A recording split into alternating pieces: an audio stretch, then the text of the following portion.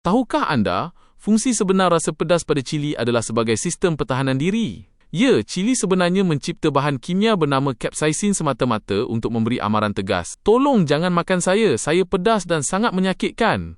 Cili mahu menghalang haiwan mamalia daripada mengunyah serta merosakkan biji benihnya. Sebaliknya, cili jauh lebih suka jika ia dimakan oleh burung. Kenapa begitu? Sebab burung langsung tiada deria rasa pedas. Mereka akan menelan biji benih bulat-bulat lalu menyebarkannya jauh berserta dengan baja percuma. Namun, di sinilah letaknya sisi paling lucu spesies manusia kita. Semasa mamalia lain lari lintang pukang kepedasan, kita pula sengaja cari penyakit. Cili berhempas pulas berevolusi selama jutaan tahun untuk menjadi senjata kimia.